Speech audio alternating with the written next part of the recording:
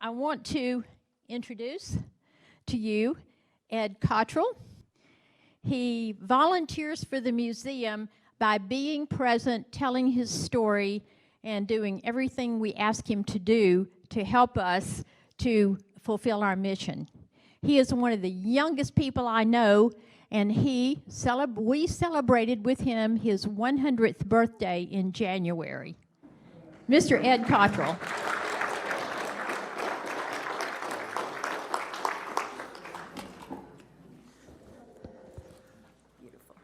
Thank you. I didn't realize it was that loud. I appreciate you inviting me to come over to your beautiful facility here. It's absolutely gorgeous, and I had an excellent lunch, had a chance to talk to some people, and so I'm looking forward to spending a little time with you this afternoon. I'm going to go through 3 experiences that I had during my time in World War II, and then if we have any time, I'll be happy to answer any questions. First, how many veterans are in the room? Raise your, great. I want to thank all of you for your service. You are part of important people that keep this country going and keep it enjoying freedom. In order to start, I'm going to give you a little background of my life before I go into my experiences. I was born in Oklahoma City. My father was a school teacher, and when I was less than a year old, he moved from Oklahoma City to a little town in Pennsylvania named Slippery Rock. I don't know how many of you know Slippery Rock. Okay. I grew up in Slippery Rock. I went to elementary school, junior high school, and college. And fortunately, I was able to go to Slippery Rock in my freshman year. In the second week in school, I met a little blonde, and she captured my heart, and eventually we became married, and unfortunately, a year and a half ago, she passed away, but she was 99, and we were married 76 years, so we had a pretty nice life.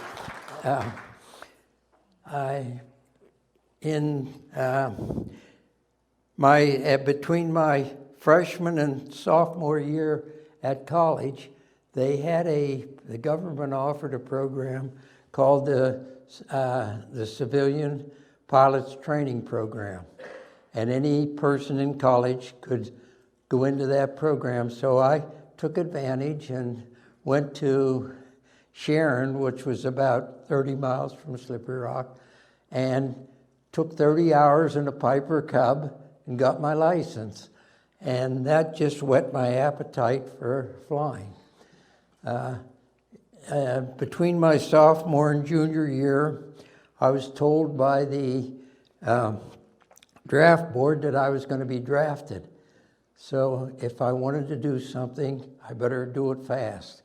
So I decided that I wanted to go into being a pilot. I went to Pittsburgh, took the Navy test and passed it, took the Army Air Corps test and passed it, and the Navy said, if you join us, you go tomorrow. The Army Air Corps said, if you join us, you go back to school and we'll call you. You're not ready. Well, it didn't take too much brains to realize what the best opportunity. So I went back to school. And at the start of the second semester of my senior year, I received notice to report to Miami Beach. So I went to Miami Beach, basic training. I went to a little school in Beloit, Wisconsin for a month. And then I went to Santa Ana, California. And then I started primary training in Visalia, basic training in Chico, advanced training in Luke Field. And at Luke Field, I was told that I knew I was going to be assigned fighters. And I didn't know where I was going to go. I was told to report to Wendover Field, Utah. And if you know where Wendover Field, it's right on the border of Utah and Nevada. On one side of the street are pool halls and gambling and booze and prostitutes and whatever. And on the other side is the Bible and everything else that's nice. So we got to Wendover Field. I took my wife, went with me. With my wife and I got married right after I graduated. We go to Wendover and there's 50 brand new 2-bedroom apartments. And boy, we looked at this. They said, sorry, nobody's moving into those. There are no married people supposed to be sent to this base. And out of the 28 pilots that came, 27 were married. That's the government for you. They're going to mess it up. They will. Anyway, we ended up getting a room in a State Line motel, and it was a tiny room, and you had to crawl across the bed to get to one side or the other. There wasn't that much room. I can remember the linoleum had a big round hole in it, and there was no air conditioning, and you pulled the blinds down, and if you had to open the window to get cool at night, and twice during the time we were there, we had peepers look in the room. So it wasn't a very enjoyable place to live, but the base was absolutely beautiful. And here I saw the most beautiful airplane that I'd ever seen. Brand new P-47 Thunderbolts. And for you, I understand there's some pilots in here, so you all know how you can get excited about certain planes. Well, these were all brand new, and I had a very great instructor, and it didn't take him long to allow me to get into the 47 and take it up and have some fun. So all the time I was at Wendover, we did gunnery, and we did night flying, and we did all the things that you knew to do to get ready to go into combat. At the end of my time at Wendover, I was told I was going to go to the European theater for combat. So I eventually left Wendover, ended up in New York, caught a cruise ship called the Ile-de-France, most beautiful ship you'd want, but unfortunately it wasn't very pretty because it was stripped down, and there was loaded with soldiers, 4 people to a room. You had to share, if you slept at night, you stayed awake in the day. If you slept in the day, you stayed awake at night. You shared the room with 4 people. I got to England, had no idea where I was going. Within a week, I was told I was be assigned to the 48th Fighter Group, and they were, at that time, in the airfield in France called Cambrai. So I go over on a C-47, and we land, and I meet my commanding officer, and the next day, I was there with 6 other new pilots. We were put into the 47, gone up, put into formation, did some fake bombing runs and strafing runs, and then I was assigned for a mission the following day. So that started my combat experience in Europe. We were at Cambrai for maybe 2 weeks, and then we were told we were being moved to St. Tryon, Belgium. Go to St. Tryon, Belgium, and here's the most beautiful 10,000-foot runway. And when you fly a 47, you love 10,000-foot runways because they take a long runway to take off and a long runway to land. We had 3 squadrons in the 48th Fighter Group. 493rd was on one side of the field, 492nd, 494th on the other side. And we were on that airfield for 5 months. We flew out of there. Now I'm going to go into the 3 experiences that I want to describe to you. The first one took place on December 7th. We were in support of the 9th Army, and one of the fighter groups that was strictly dive bombing and strafing. Most of the fighter groups that flew 47s and 51s flew escort for the bombers going into Germany, but we were strictly dive bombers and strafers. So whenever the 9th Army needed us, that's what we were there for. On December 7th, it was rainy. Snow was all over the ground. It was cold. There was about a 500-foot ceiling, and we got a call that we were to go on a mission to a little town called Jülich, which is in Germany. On one side of the airfield were the Germans. On the soccer field were the Germans. On this side were the Americans. Now, a soccer field is not very wide, and there's nothing in between one side of the field and the other. Our job was to come in and drop 500-pound bombs on the Germans skip bombing, which we had never done. So on that particular mission, I was assigned as wing to our squadron commander. He was the flight leader, and we took off, and the ceiling was 500 feet, and we flew from St. Tryon, Belgium to Jülich at 300 feet at 300 mile an hour. And 300 feet above the ground isn't very far, very high. We come in over Jülich, and we spot my squadron commander spots the field. We make one pass, turn around, we come back in, make the second pass, we we drop our bombs, go around, make a third pass, and doing some shooting with our 8 caliber machine guns, and left. We got back and were told that the Americans were able to break through, and we had successfully wiped out the Germans on that side of the field, and the Americans were able to advance. Our squadron got the unit citation for that mission. I can tell you that if it weren't for Colonel Latchley, this mission would never have succeeded, because we were very dangerously low to trees. We couldn't go above because we couldn't see because of the clouds. When I got back on my plane, I had 47 bullet holes in the plane from ground fire, from rifles, machine guns. Every plane on that mission had bullet holes. And we were very, very fortunate to get back.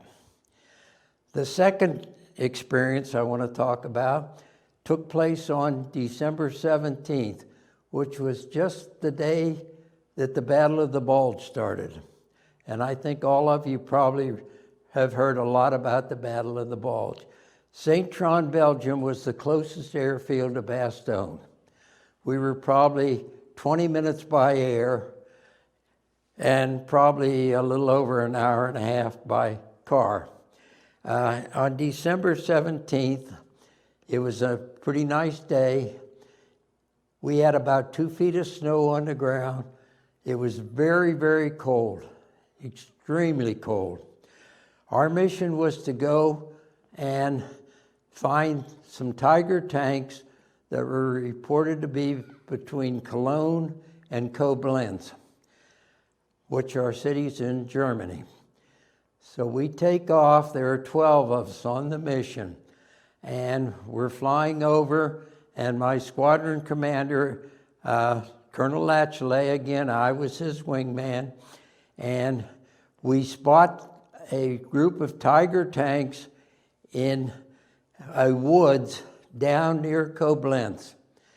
And so immediately we were, through radio, said that we're going to make a dive run. My squadron commander was the first plane down. I was the second plane down. He drops his bombs and starts to pull up. I drop my bombs and start to pull up. As we go up, he's sitting up here and I'm below him. We go up, and all of a sudden, to my right, I see an Me-109, and I see a blink from the nose of his plane where he's shooting cannons, 20-millimeter cannons, at my squadron commander. And I called him and told him we had a bandit at 1 o'clock. And at that time, the 109 made a slight turn, and now I could see the 20-millimeter blinking at me. And all of a sudden, there was a big pop, and my windshield went black with oil. I couldn't see anything, hot, steaming oil, and I threw the canopy back, and I knew that I was hit because the engine went boom, and I'm chugging along. Immediately, my airspeed goes down, and I'm looking as to where's the best place to get out of this place, or where am I going to land it? And I called my squadron commander and told him I'd been hit, and I was going to go as far as I could, and then whatever happened, happened. So he said, we'll take 270, which is west. We always knew he went 270. And I'm chugging along, just going above stalling speed, and I'm maybe 10 minutes after being hit, and the plane is just barely flying. And I look to my right, and there's an Me-109. And I look to the left, and there's an Me-109. And they suddenly start to go behind you. Well, every pilot knows that anybody that's going to go behind you, they're going there for one reason. And that's the end. Well, I waited. Next thing I knew, I looked, and the 109 was over here, the other one was here, and they flew close. And I could look at them, and they were two pilots about the same age as I was. And we crept along, and we got maybe 5 to 10, I don't remember the time, I know it wasn't very long. And the two pilots went like this. They peeled off and left. And I'm chugging along. I have no idea where I am. I'm just thankful to be alive. And I got on my radio, which was still working, and I asked if anybody picked me up, and I heard a voice, and he said, what's your airfield? And I told him A92. He said, you're not far. Make a 90-degree turn. Thank the Lord for radar. And so I made the turn, and I find out, I see the airfield, and we're south of the airfield. Well, every time we flew off the airfield at St. Tryon, we never flew from the south. We always came in for landing from the north. And because on our missions, we flew over a city called Aachen. And if we had any bombs left, we dropped them on Aachen before we landed. We always came in from the north. So I had no idea that from the south that I was coming upon the airfield. I was chugging along, and I see the field, and I get ready to land, and the motor quits. And I'm on my final approach, and I just barely make it to the runway with no engine, dead, it's frozen, and I landed the plane, I don't know how, and the plane came to a stop. I jumped out of that plane and I kissed the ground. Believe me, I was never so happy to be on the ground. And they towed me back, they towed the plane back to where my crew chief was. The next day, he told me that I had lost 8 cylinders out of an 18-cylinder engine. And that engine still flew, still worked.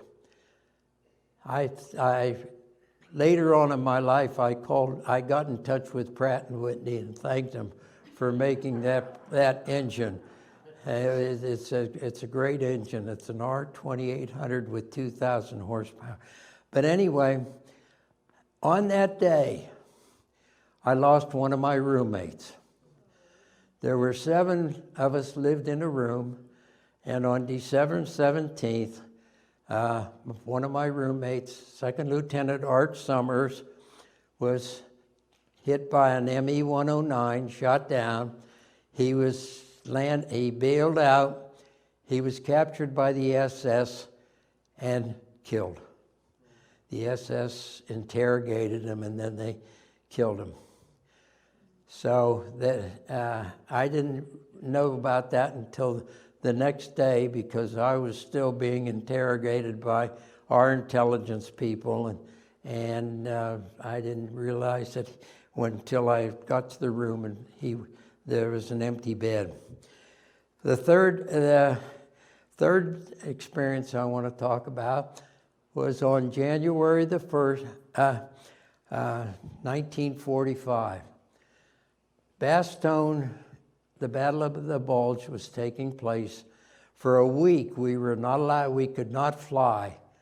The weather was so bad, we couldn't take off. It was the coldest winter I think I've ever been in.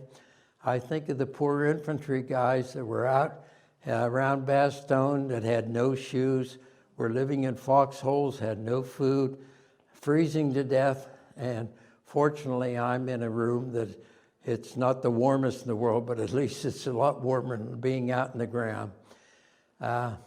We were told that we were going to have a mission on the 1st of January. The weather was supposed to be good, and that the 48th was going to fly a mission on January 1st.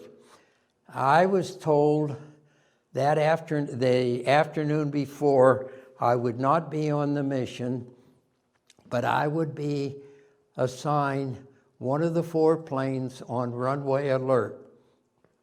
Runway alert is every day is on the airfield with 4 P-47 stacked, one behind the other with the engines going. And in case radar picks anything up, off you go to meet whatever's coming in on radar. Well, this particular day, I got up, I was awakened at 4:30 in the morning, told to get dressed, get to the van, and I'm the lead plane on the runway alert. So I'm first plane, there's 3 behind me.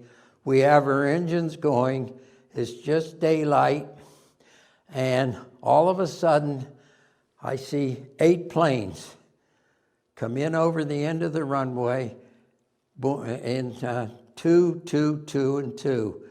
And I realized they were German FW-190s. Well, they came in so low that the radar didn't pick them up. And on our airfield at that time, we had one runway that went this way. We had another a runway that intersected. And out at the crossroads of those runways, we had a burned out B-17 and a burned out B-24. These planes were of no value to anybody. The FW-190s, the first thing they did was to go to those 2 planes and started firing. They did not drop their belly tanks. And I found out later why. But they made a pass. They did not drop their belly tanks. As they pulled away, our anti-aircraft people started shooting them down because they didn't have their belly tanks off, and they'd hit them and explode. So after the first pass, they had got 2 of the FW-190s, so there were six left. The second pass, instead of going for us on the runway alert, they went again for the B-17 and the B-24. And this time, they got all but one of the FW-190s. And that 190 circled around, and at that time, the 4 of us were not in our planes. We were in a ditch at the end of the runway. That was the only place we could be. And this one FW-190 came around, and he's going, and he starts down, and he keeps going, and he goes into the end of the runway. The plane explodes, and his body's thrown out. So we run out to where he is, and here's a young, I doubt if he was 17. He might have been, if he probably is maybe 15 or 16. He had a bullet hole in the middle of his forehead where a .50 caliber had hit him, and he crashed. I have a picture of the runway. Here's the runway as it looks now in St. Tryon, and this is absolutely the end of the runway. And right before you get to that mound of dirt, which was not there then, is where that 190. Look at the next film, and there's the smoke from the 190. They got a picture of that. I don't know how they got it, but that's the smoke from the 190, and we're in the ditch at the other end. So on that particular day, our squadron flew a mission. And unfortunately, on that day, my second roommate was hit by flak. And he crashed and was killed down below the Ardennes Forest. And he didn't make it back. So during that week the 2 weeks from December 7th till the 1st, I lost 2 roommates. Out of this, there were 7 of us. There were 5 left. I was in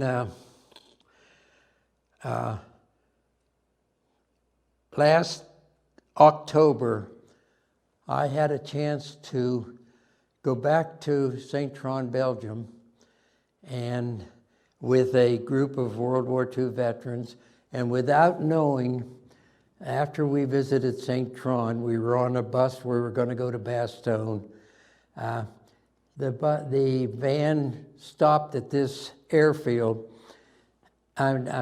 cemetery, and my host who took us over said, "Come on, we need to go into the cemetery." So we walk in, and we go about 3/4 the way down, turn left, and I'm walking, and all of a sudden, I see this cross, and it says, Theodore H. Smith, 48th Fighter Group, 493rd Fighter Squadron, killed in action, January 1st, 1945. I had no idea. And I was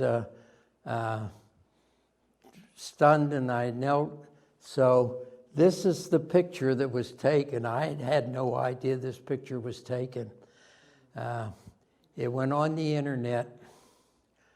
I have to tell you that right now, there are 14 million people that have seen this picture, and 2 million have made comments about it.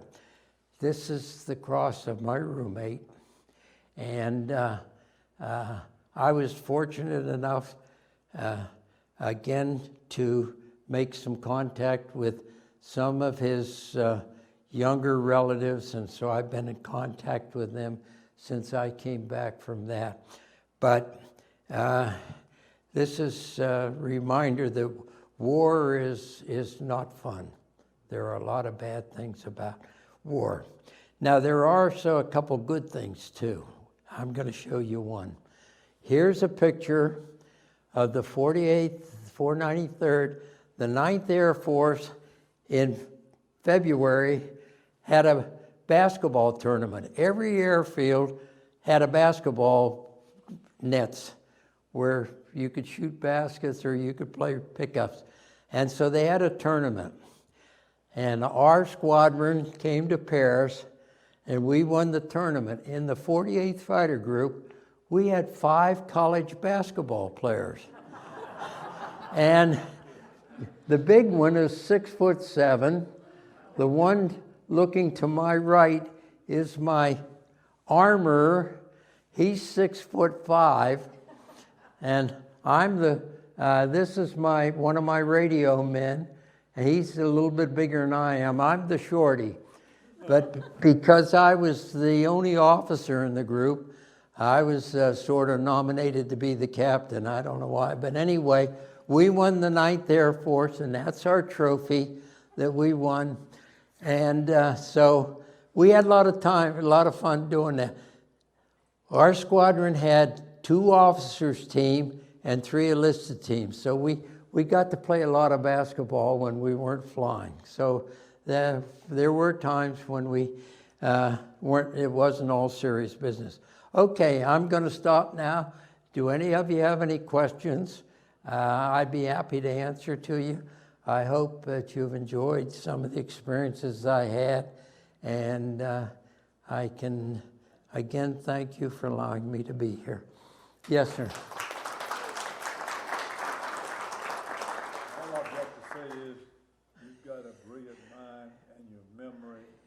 I don't know how you do it, but I appreciate it. Well, thank you very much. I've been asked a lot of times, what's my secret? And my answer is always the same. Drink lots of water and marry a good woman. And I married a good woman, so that's the answer. Any other question? Yes, ma'am.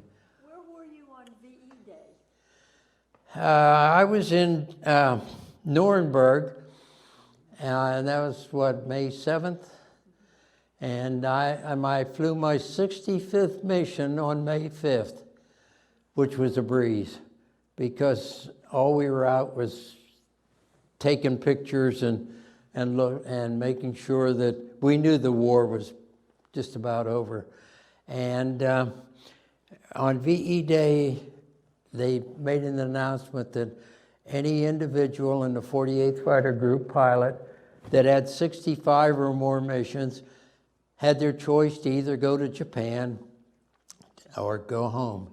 And I had my 65th mission, so I chose to go home because I had a little girl at home that I hadn't seen, so I chose to go home on VE Day.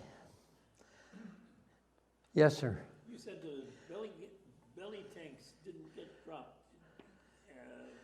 On a Focke-Wulf 190, a fighter pilot always knows that he uses his belly tanks first. And as soon as they're gone, you drop them. If they're not all gone and you're getting close to combat, you drop them anyway. You go to your regular tanks. Well, these apparently were young men that had been trained how to take a plane off and how to fire guns, because they had no idea that it was important to drop belly tanks. But these Focke-Wulfs had gas in those belly tanks, and a 50 caliber machine gun hits that belly tank, you know what's going to happen. And that's exactly what did happen. But I only flew 2 missions with belly tanks, because our missions were never more than 2 to 2.5 hours, because we're supporting the 9th Army. After February, when we left St. Tryon, Belgium, they put metal strips down on fields, and then we would land on those, and mud would come up, and it was not like we're landing on a concrete runway. And they were short, so A lot of times we had to ground loop a plane at the end to keep from crashing. We had to spin it around to make sure we could stop. And that's how we finished the war, flying off of metal strips instead of a concrete runway. Yes, ma'am. With all that cold weather, did you have any problems with getting engines started and so forth? No, I have no idea whether they had trouble starting an engine, because the engine was always was warmed up by the time we got to go into the plane. But I was fortunate. I had the best crew chief and the best armor and the best radio man that anybody could have. In 65 missions, I never aborted once. I never had any problems. My guns always fired. Everything worked. And when I came back from the day I got shot up, and my crew chief said, "You lost 8 cylinders," and that run, he said, "I don't know how it kept running, but it didn't." So the plane was gone for maybe a week. It took them a week to get a new engine in it, and then it was ready to go again. Yes, sir. In story number 2, where you had 2 enemy planes, one on either side. Yes, sir. And the pilots could see that your engine was not functioning properly. Right. Do you think that they peeled off out of respect for another young pilot? Without a doubt. The only thing I can say, if I were in a similar situation, and I would think that any pilot that's in here that's flown does not want to take advantage of a cripple.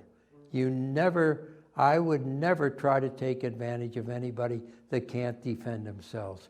And I'm sure those 2 109 pilots felt the same way. There is an honor among pilots. You respect what they're doing and what they go through. And to take advantage of them is not something that I think. And I think that's what they think. I have no idea. I would like to meet those 2 pilots. I really would. It never will happen, but I would hug them and thank them and do whatever they want, because thanks to them and a good engine, I'm still alive. Any other questions that you have? Well, I thank you very much for allowing me to come.